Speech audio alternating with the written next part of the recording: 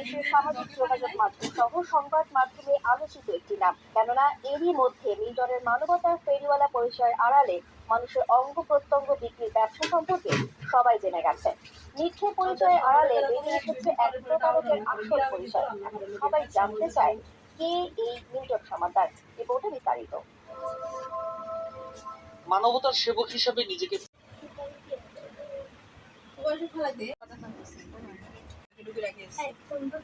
আবার এখানে আসি, আবার মনে করেন ওখান গেলে এখানে, এখান গেলে ওখানে। আমার কোন একটু রেস্ট পাইনি একটা দিন। মিল্টন সমাদ্দারের এখানে দিয়ে আসি, যেটাকে আমরা দিয়ে আসছি। ওই ভদ্রলোক আশ্রমে নাই। মিল্টনের অনেক বড় হাত, মিল্টনের অনেক ক্ষমতা, সামাজিকভাবে হেনস্থা হবেন, আপনার থেমে যায়।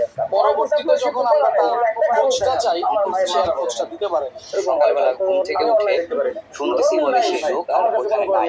ঘটনাটা 2021 সালের 2রা মার্চ রাত্রে 11:30টার দিকে আমাদের ব্যাচের এক মাধ্যমে সংবাদ পাই যে এক ভদ্রলোক, ভদ্রলোক এবং বিসির এক রাস্তার মধ্যে শুয়ে আছে। অসংখ্য পাওয়ার পরে আমরা 12টা দিকে আমি আমার দুই ভাই আর এক ভাগিনা সহকারে ওইখানে যাই। পরে আমরা এলাকাবাসীর সাথে পরামর্শ করি, করে আমরা ট্রিপল লাইনের ফোন দিই। ট্রিপল লাইনের সহযোগিতা নিয়ে আমরা আমাদের তাদের সাথে দিয়ে দেয়।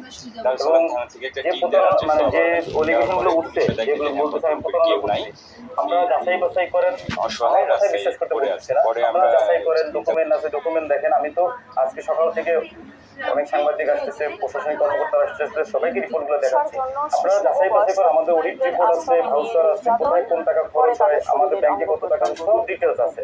আপনারা দেখেন, যাচাই বাছাই করেন। যদি কোনো জায়গায় খুঁজে পান, মানুষ মাত্র ভুল হইতেই পারে। যদি 18-19-20 হয়, সেটা আপনারা মেনে নিতে বাধ্য থাকতে হবে, কারণ ভুল তো করতেই পারি আমি কোনো জায়গায় হিসাব কিতাবে। কিন্তু যদি 20-15 হয়, তাহলে মানতে হবে না। হ্যাঁ, একই সাথে যেটা বড় এলিগেশন আমার বিরুদ্ধে, আমি অঙ্গ হানি করছি বা আমার বাবা মাদের শরীরে অঙ্গ নাই। ভাই, আপনাদেরকে একটা জিনিস দেখাই, এই কিছু ফাইলের ছবি রাখতে হবে। এই মানুষগুলোর তো অঙ্গ নাই। আমি এটা তো অঙ্গই নাই, কোথাও রাস্তা নাই, আর আঙুল নাই, আর মাথা নাই, এদের হাত নাই,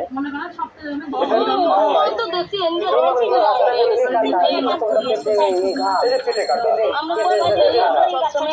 এগুলি তো নাই। যদি না থাকে আমি কই পাবো? আমি তো দেখি যারা করতে পারে না, তাদের নিজের শরীর বহন করার ক্ষমতা নাই, যারা ঢুকে ঢুকে মরে গেছে, মরার আগে মরেছে। মরার থেকে আমি নিজে পরিচর্যা করে সুস্থ করছি, আমি কোনো অপরাধ করি না। ওনারা এই যে সহ সংবাদ মাধ্যমে আলোচিত একটি নাম। কেননা এরই মধ্যে মিল্টনের মানবতার ফেরিওয়ালা পরিচয়ের আড়ালে মানুষের অঙ্গ প্রত্যঙ্গ বিক্রির ব্যবসা সম্পর্কে সবাই জেনে গেছে। মিথ্যে পরিচয়ের আড়ালে বেরিয়ে এসেছে এক প্রতারকের আসল পরিচয়। এখন সবাই জানতে চায় কে এই মিল্টন সমাদ্দার। রিপোর্টে বিস্তারিত। মানবতার সেবক হিসেবে নিজেকে তো এরা গোসল করে, তো তাসেম ভাই যে বয়স্ক লোক মুরব্বী, উনি বলতেছে ভাই আমি গোসল করাইতে একটু অস্বীকার বলতেছে যে ওই শরীরে বিভিন্ন অংশে কাটা ছেঁড়া থাকে, সেলাই করা থাকে, কাটা ছেঁড়া থাকে। এদিকে বলছে যে কোথায় আর কি, কোন দেখা যায় পেটের এদিকে, হ্যাঁ এদিকে কাটা থাকে। আবার অনেক সময় তো এই কথা বলার পরে তো আমিও ছিলাম, খাদেম সাহেবের দায়িত্ব দেওয়া হয়েছিল যে মোবাইলে ভিডিও আর ছবি তুলে রাখতে, যে কখন কোন সমস্যা হয়ে যায়, যেহেতু এটা লাশের ব্যাপার। তো 5 কোটি টাকাই পেয়েছে, 10 কোটি টাকাই পেয়েছে। আমার ফোন রিসিভ করার জন্য 3টা মেয়ে আছে। মনে করছে আপনার সে পেপার আনেন, একটা কাগজ দেখান, আমার ভাই মাথা গরম হয়। এরকম হয় ভাই, আমি অন্যায় দেখতে পারি না। গরমিল নাই ভাই, আমার কাছে কোনো গরমিল নাই। মানুষ হিসাবে আমরা তো কুকুরেও রাস্তা দিয়ে ঘুরে সাহায্য করতে, ওরা তো মানুষ। আমার নামে যে এলিগেশন গুলো উঠছে, সবগুলো মিথ্যা ভিত্তিহীন। এবং যে প্রতারণা, মানে যে এলিগেশন গুলো উঠছে, যেগুলো বলতেছে আমি প্রতারণা করছি, আপনারা যাচাই বাছাই করেন। আমার কথাই বিশ্বাস করতে বলতেছি না, আপনারা যাচাই প্রতারণা করেও রাস্তা দিয়ে ঘুরে সাহায্য করতে, ওরা তো মানুষ। আমার নামে যে এলিগেশন গুলো উঠছে, সবগুলো মিথ্যা ভিত্তিহীন। এবং যে প্রতারণা, মানে যে এলিগেশন গুলো উঠছে, যেগুলো বলতেছে আমি প্রতারণা করছি, আপনারা যাচাই বাছাই করেন। আমার কথাই বিশ্বাস করতে বলতেছি না, আপনারা যাচাই করেন, ডকুমেন্ট আছে, ডকুমেন্ট দেখেন। আমি তো আজকে সকাল থেকে অনেক সাংবাদিক আসতেছে, প্রশাসনিক কর্মকর্তারা আসতেছে, সবাইকে রিপোর্টগুলো দেখাচ্ছি। আপনারা যাচাই বাছাই করে, আমাদের অডিট রিপোর্ট আছে, ভাউচার আছে, কোথায় কোন টাকা খরচ হয়, আমাদের ব্যাংকে কত টাকা আছে, সব ডিটেলস আছে। আপনারা দেখেন, যাচাই বাছাই করেন। যদি কোনো জায়গায় খুঁজে পান, হ্যাঁ মানুষ মাত্র ভুল হইতেই পারে। যদি 18-19-20 হয়, সেটা আপনারা মেনে নিতে বাধ্য থাকতে হবে, কারণ ভুল তো করতেই পারি আমি কোনো জায়গায় হিসাব কিতাবে। কিন্তু যদি 20-15 হয় তাহলে মানতে হবে না। 3 কেজি নিচে করে একটা হ্যাঁ, একই সাথে অঙ্গ প্যাকেট করে দেওয়া। যেটা বড় এলিগেশন আমার বিরুদ্ধে, আমি অঙ্গ হানি করছি বা আমার বাবা মাদের শরীরে অঙ্গ নাই। ভাই আপনাদেরকে একটা জিনিস দেখাই, এই এখানে কিছু ফাইলে ছবি রাখছি আমি, এই মানুষগুলোর তো অঙ্গ নাই, আমি আনছি পচা ভাবে, এদের তো অঙ্গই নাই, প্রসবের রাস্তা নাই, আপনার অত না।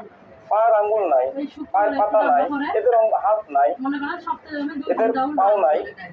এই মানুষগুলো রাস্তায় পড়ে যে কাটা, এই যে প্রথমটা পেটে এই ঘা, এই যে পেটে কাটা, পেটের জায়গায় ঘা, তো এইগুলি তো নাই।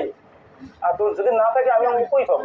আমি তো উঠেছি যারা ভিক্ষা করতে পারে না, যাদের নিজের শরীর বহন করার ক্ষমতা নাই, যারা ধুকে ধুকে মরে গেছিল, মরার আগে উঠেছি আমি, মরা থেকে আমি উঠেছি, পরিচর্যা করে সুস্থ করছি, তো আমি কোনো অপরাধ করি নাই। ওনারা এই যে পুর এলাকা থেকে গ্রেপ্তার করেছে ঢাকার গোয়েন্দা পুলিশ। রাতে ডিবি কার্যালয়ে এক ব্রিফিং এ ডিবি প্রধান হারুন আর রশিদ জানান, মিল্টন সমাদ্দারের বিরুদ্ধে অনেক অভিযোগ রয়েছে। চুরির ঘটনায় তাকে এলাকা ছাড়া করা হয়, পরে লাইসেন্স ছাড়াই child and old age care নামে আশ্রম খুলেছে। অনুমতি ছাড়াই লাশ দাফন করত মিল্টন। এখন পর্যন্ত 900 লাশ দাফনের খবর পেয়েছে ডিবি পুলিশ।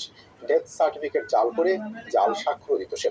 অপারেশন থিয়েটারের মাধ্যমে কিডনি বা অঙ্গ প্রত্যঙ্গ বিক্রি এবং সব লাশ কেন রাতে দাফন করা হয়েছে এ বিষয়ে বিস্তারিত জিজ্ঞাসাবাদ করা হবে মিল্টনকে। আইনগত বিষয় না মানার কারণেও হবে তদন্ত। একাধিক অভিযোগের ভিত্তিতে মামলা হবে বলে জানান ডিবি প্রধান। বরং কোনো প্রকার ছাড় দেওয়া হবে না মিল্টন সমাদ্দারকে।